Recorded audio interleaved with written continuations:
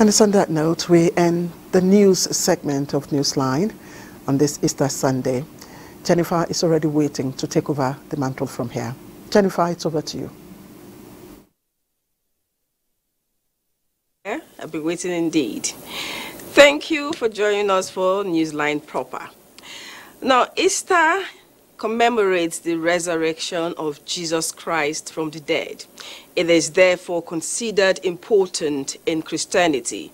But just how significant and what lessons can we learn from the season? Victor Azu reports. On a hill far away. Easter, also called the Resurrection Sunday, is a religious festival regarded as foundation of the Christian faith. Easter signifies end of the Lenten season. It is the climax of the Holy Week, a season of sober reflection on the life and times of Jesus Christ, whose death on Good Friday is believed to have atoned for the sins of humanity and whose resurrection signifies victory for mankind. We celebrate Easter not just for the here and now, but we celebrate and thank God continuously for what He did for us, like Paul put it in 1 Corinthians chapter 15. Without the death and resurrection of Jesus Christ, forget about Christianity. And so as we celebrate today throughout the Christendom, it is about hope, it is about salvation, it's about defeat of Satan and about the defeat of death. And sin, or sins of the world, has been taken care by the salvific work on the cross of Calvary. Coming after Nigeria's general election, the clerics are optimistic that the lessons of Easter will help heal wounds and reunite the people.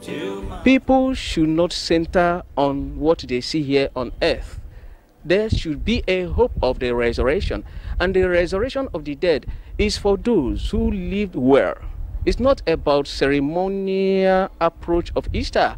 We have Christ in us, and that Christ in us has given us a way of life, a pattern of life that has to do with peace with one another, that has to do with tolerance of one another as we live in the same neighborhood with those who are of the same faith with us and those who differ in terms of religious affiliation. Those lessons of tolerance and peace, the clerics believe, are needed now more than ever before to put Nigeria on the path to greatness. Lessons of love, tolerance, and peace, very important. Now, still on Easter celebration, Easter for most Christians is basically an acknowledgement of the teachings of Jesus Christ, celebration of the ultimate sacrifice He made and His resurrection. The essence of Easter was the central message as Christians converged for church services today. Lanre Gbeleyi has more on this. Fiction was frequently used to punish political or religious agitators, pirates, slaves, or those who had no civil rights in the Roman Empire then. This capital punishment was used by the Romans even when they found no grounds to do so because they considered Jesus Christ a threat. The crucifixion, however, fulfilled prophecies about Jesus Christ and His ultimate sacrifice for the salvation of mankind. The crucifixion and resurrection was recorded in 4 books of the Bible: Mark, Matthew, Luke, and John. The accounts capture the life, death, and resurrection of Jesus. The spiritual symbolism of the event are considered the core foundation of Christianity and celebrated on Easter Sunday. Now, Easter means a lot of things to Christians. And from the pulpit to the people that I've talked to, they say Easter signifies love, sacrifice, and peace. An Easter season is reassurance of man by Christ Jesus, that at every point in time there's always hope. What is the hope? When you think that you have come to the end of the road, behind that end of the road, when you talk about a wall, there's always an expressway. The Easter church service in Lagos Metropolis further amplified the essence of the day. Easter means love. For somebody, they are not related to somebody, to come and said, I want to die for you. To me, people call it the ultimate sacrifice. I call it love. Jesus did not deny God. He bear the pain. And if there's no pain, there's no gain. In every situation we may find ourselves, you will be able to bear it. Messages from the altar also emphasize the importance of peace, which is what Christ exemplifies all through his life. Jesus, we call him the Prince of Peace. The only thing I will advise Nigerians is to let the peace of God reign in this land. So while they danced and extolled God for his love and plans for mankind, Christians believe that the virtues embodied in the crucifixion of Christ and his resurrection are important messages for Nigerians as we continually strive for a great nation. We sure indeed have a lot to learn from Jesus Christ, and I must emphasize that aspect of love, because if you love your neighbor as yourself, if you love people around you, you won't have time for ethnic bias or ethnic slurs, but we will show love at all times. We'll take a break now. Newsline will continue shortly. Stay there. The popular belief that the best way to touch lives is when one gives freely to the vulnerable, those who cannot pay back. It played out for a woman who derives so much pleasure in putting a smile on faces of people as a form of charity. I know you may be wondering who that personality is, right? Well, she's Hajia Nafisat Babangana Mungunu, wife of the National Security Advisor. Abubakar Akwanga tells us how her pet project, Precious Little Life Initiative, is like an annual feast of abundance, rendering succor to the less privileged and the homeless. It now looks like an annual ritual in anticipation of the regular visit of a woman whose name and pet project speak volume, not only in the corridor of who is who, but also in communities of the downtrodden. The 2023 beneficiaries of this multi-million naira gesture are residents of Kurundumantu in Asokoro village, Christ Foundation Orphanage and Widow Outreach in Kuje, and Ibn Abubakar Modern Islamic Academy in Buari. God created her to reach out to the less privileged. So she doesn't care, she doesn't mind who we are. Knowingly you are a human being created by God. So she doesn't like to see children going hungry just because of you are a Christian or you are Muslim. No. So we should emulate that. We appreciate with these commodities that we collect from Hajia Nafisa, and she's doing this every year. And our people are appreciating widows, orphans. This humanitarian gesture has really gladdened our heart, coming at a time when some of us do not have what to break fast with.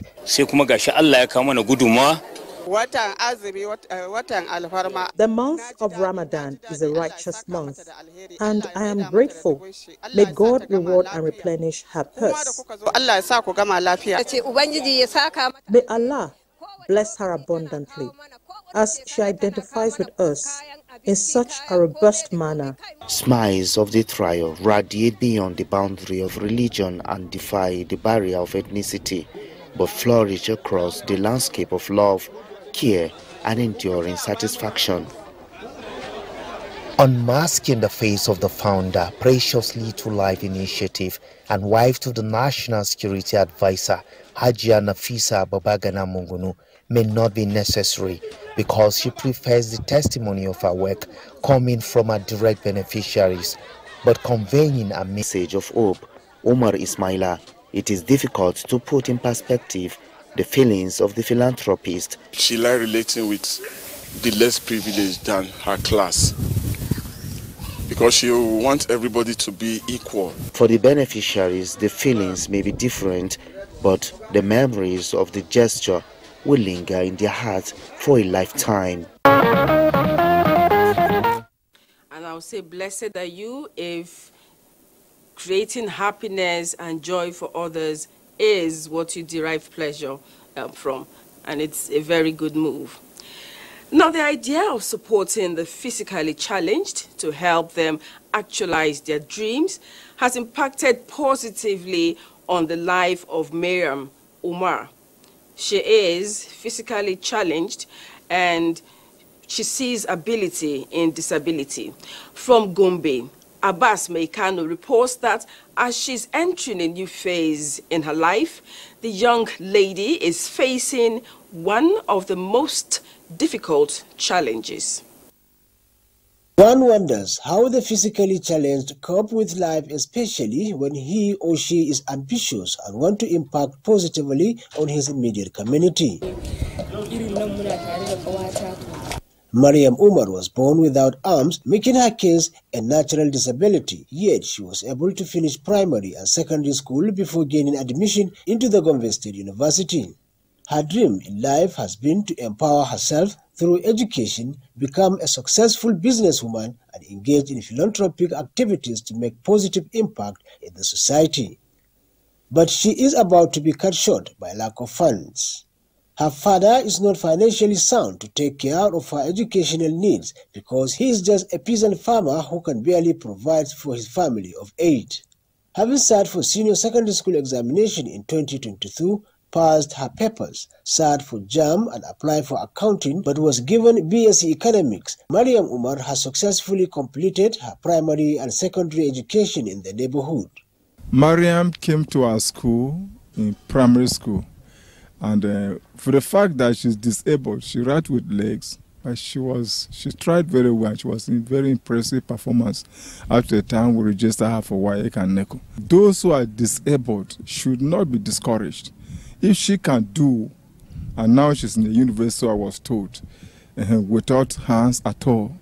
So anybody who is disabled, if he is have a little courage, he can achieve her goal and desires of the life. A lokacin da na yi primary school da secondary school ina na shi ne cikin ban samu wani matsala ba.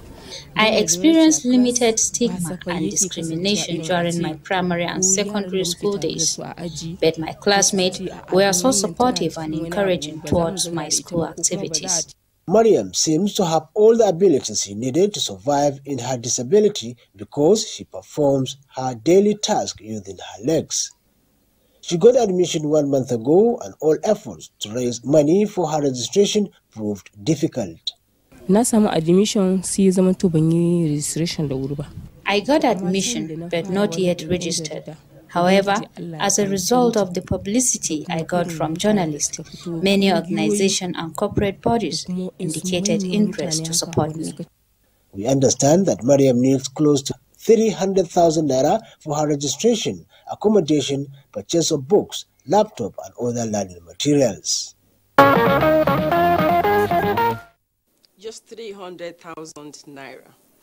And I'm sure something will be done about it because for someone like her, with her zeal and effort, she needs to be encouraged. I mean, she's such an inspiration. No hands, and already in the university, she needs to be encouraged.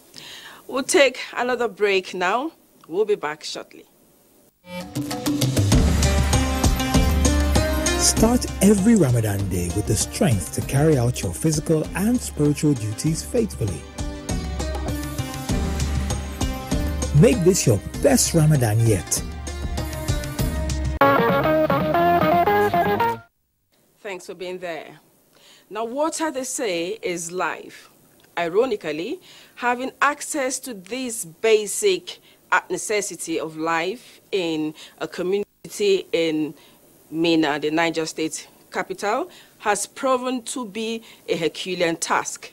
Sadly, 2 children between the ages of 11 and 15 in this community were crushed to death by a tanker while trying to get water for domestic use following perennial acute water scarcity occasioned by epileptic power supply and lack of access roads. Fatima Aliyu is standing by with the details of the tragic incident.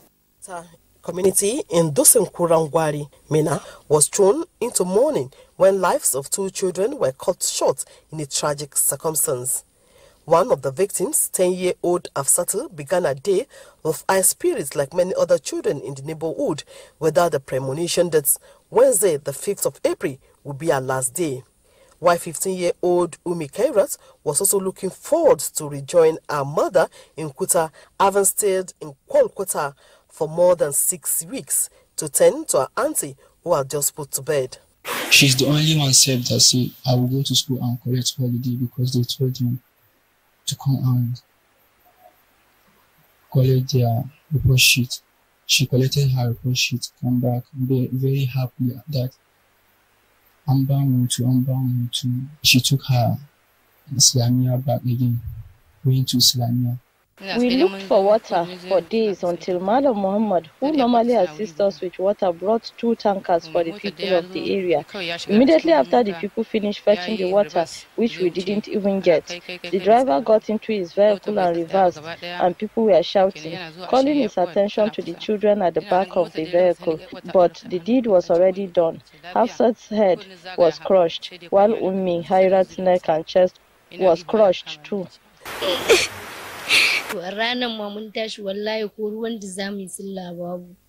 That fateful day, we woke up without water to even perform ablution for the early morning prayers. I was not around when it happened. I only came to meet her dead, and her corpse was lying here for several hours because of lack of water to prepare her burial. I am a trader. I was already in the market when I was called to come back home, only to meet the battered body of my daughter. Because of water, we lost 2 promising children. They tired doing work, everything she would try to do it. The community, which is not connected to Niger State Water Board, rely majorly on water vendors for their domestic use, while wells, which are alternative source of water in the area, also get dried up during the season every year, thereby making the people vulnerable. We don't know that this will happen. Yeah, the water have not getting to us. The driver, it's a small boy. I think it's about 17 to 18 years or so, which he's not supposed to drive that kind of truck. But unfortunately, he's the one driving the truck. To forestall this type of avoidable death, it is hoped that incoming administration in the state, corporates and other philanthropic organizations will look into the plight of the people of Kolkata community in Niger State. This is really sad. To start with, the young man has no business, driving a vehicle of that nature with no experience. And it's something funny that we see a lot of young people like that, even driving heavy-duty trucks recklessly, and that's really sad. And a child should not die because of water. It is even embarrassing. Something needs to be done urgently. Now, still talking on tragic incidents, in the life of an adult, 10 years can be described as a long time, enough to nurture and watch good dreams come true. So why and how an individual would devote that same length of time to plotting and exacting a deadly revenge on a friend is an unfortunate mystery, not just for the police to investigate, but also for psychologists to probe. An estate in Ajah area of Lagos is a setting of the tragic incident, and Adeni Itaiwo is standing by to fill us in. Now, viewers, discretion is advised, as some of the content of the report is graphic. Apartment in one of the buildings on Kaodetona Street on Greenville Estate, Ajah area of Lagos State, has now assumed the status of a crime scene. So you understand that I cannot go in there because of ongoing investigation. But written all over the walls and, here are marks of the struggle that eventually led to the death of a human being. It was like a scene from a horror movie. But unlike in the world of make-believe, this two-cast horror film was real, a fact made grim by the gruesome murder of Glory Okon. Her dying moment was captured in a viral video which lasted for about 80 seconds. The hand that held the instrument of Glory's death belonged to her friend Anita Ofili. The chain of events which led to her death reportedly started 10 years ago when, according to Anita, the victim snatched a man with whom she had 3 children. They parted ways and the trail went cold.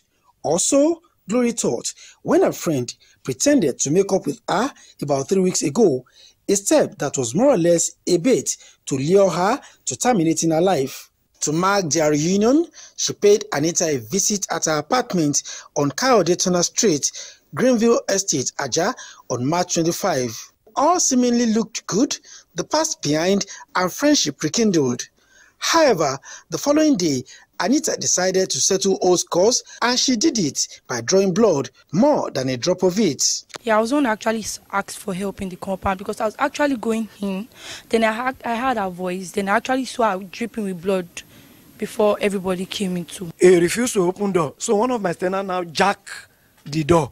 Immediately he jacked the door. We now saw an Ophelia. Sure, you understand? Jacking on the throat of our friend that was begging for helping. So one of my tenants dragged 2 of them outside. So we now tie an Ophelia in order not to run away. The death of Glory Okon attracted a lot of outrage on the social media from Nigerians who felt a lot of time was lost filming the incident rather than doing more to save her life. You did the video recording? Yeah. Not that the day about because we were here because you don't want the woman to run away. We actually took her to one of the hospitals. They said they cannot actually help because they were asking for 500,000. We don't have that. So we took her to a government hospital again. And the matron was telling us they cannot do anything. Before they even applied our first aid bandage, they told us that we should sign a paper, and she was bleeding badly. You guys don't want to attend to her at all. Although our motive to take bloody revenge on a friend for allegedly snatching a man falls short of societal standard and empathy for which women are known, those who lived with Anita say her action fit into a pattern of violence. She ran with her nakedness. I was like, wow, because when a woman, you understand, or didn't wear anything, that man should believe, this one is not normal. So I ran out of my gate. So the next day, I have to go to the station to report her. When police came here, she slapped one of the policemen. They can confirm it at Langbasa. In a society where, with the help of religion and the force of the law, the desire to seek revenge is hardly an attractive option, what could be responsible for Anita's vengeful behavior? Deep vengeance is the daughter of deep silence. You get that? I mean, this quote just agrees with what Anita did. You can also explain it in psychology as catharsis, release of tension, release of negative emotion they've been carrying. The suspect is in the custody of the Lagos State Police Command. Anita's case is ongoing. We are charging the case to court in the coming week. As attention shifts to the court, where our fate will be decided, the world will probably get a chance to see and hear directly from Anita on why she took this unfortunate course of action. An unfortunate way to take a revenge. And the sad part about this whole thing is that she has killed her friend. If she goes to court, she might also end up maybe in prison or being hanged. And the man in question might just be strolling around with Cupid, finding a place to rest. I mean, does it even make sense? Now, a few weeks ago, news broke of a 22-year-old lady, Naomi Erica, who got missing, and her corpse was later found in an uncompleted building. A rent agent is alleged to be behind this heinous crime. Blessed Omeche Ebute tells us more about this story. 22-year-old Naomi Doshima Erica, until her life was cut short, was a 300-level mass communication student of Benue State University, Makurdi. Naomi, a hard-working young girl, was combining petty business and work to pay her school fees and assist her widowed mother cater for her younger siblings. Upon resumption from the ASU strike, the young lady gave 150,000 naira to a house agent to help her get accommodation close to the school. Weeks after payment, Naomi never heard from the agent, Neither was any house found for her. This development created apprehension for Naomi, who later got a call from the agent to come over to his house for the money, only for her to get missing afterwards and her body found days later. Most of me is only cry because I don't know where I can find Naomi. Because if she's going to work, she will tell me, Mommy, I'm going. I close. I didn't come out on time. And in Annabelle's house, when I finish from Annabelle's house, you will see me. But that day, Annabelle too was looking for her. So we go out for prayer. So the man said, on that Wednesday, around this time, they now call us that they are seeing her dead body in uncompleted building. She has been a help to the family too, and very encouraging. And sometimes I don't want to give up because of her. Police Public Relations Officer, Benue State Command, SP Sewese Aneni, while confirming the incident, says the suspect has confessed to committing the crime and has been charged to court. The investigation led to the arrest of someone who she gave some money. According to his confession, he spent that money and he didn't know how to get the money to pay back. So he invited her to the room with the pretense that he wanted to talk to her. And there in the room, he used a machete on her. She died. The corpse was dragged to that place where we found the corpse. As the family of Naomi awaits speedy delivery of justice in the matter, they are appealing for the release of the corpse for burial, and perhaps that may bring some consolation to the family. The days are indeed evil, so we have to be careful. We are following the case and we'll keep you updated. Time to pay our last bills. Newsline will continue soon.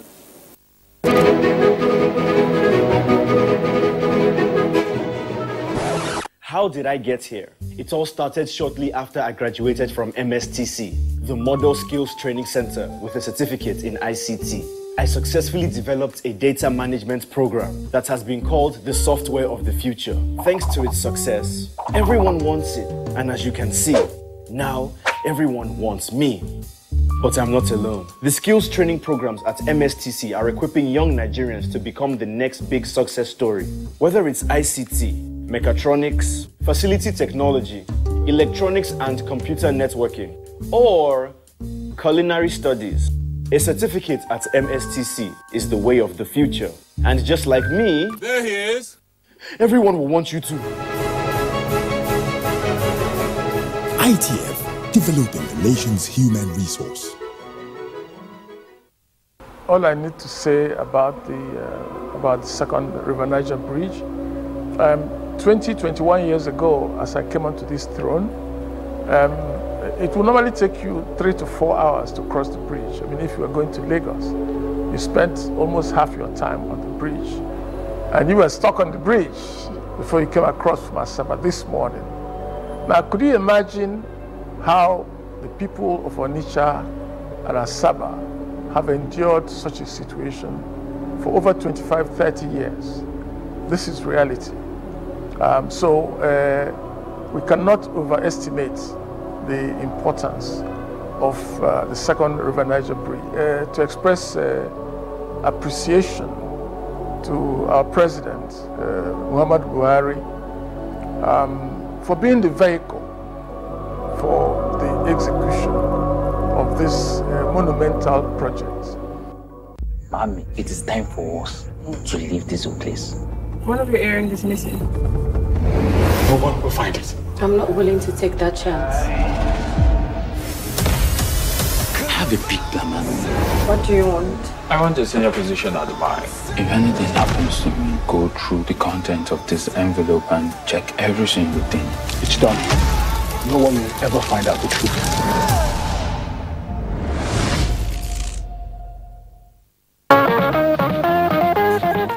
On that note, we end this episode of Newsline.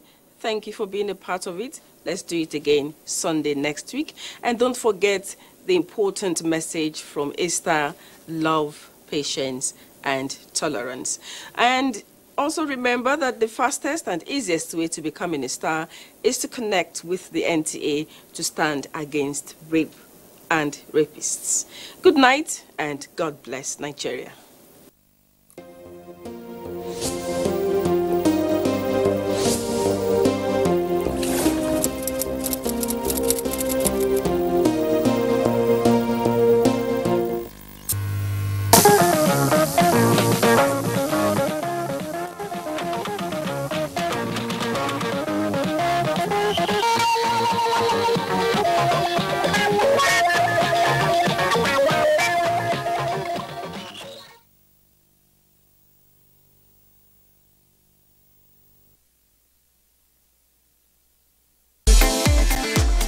From dusk to dawn, 24 hours a day, NTA International is with you in your living room, office, everywhere and anywhere.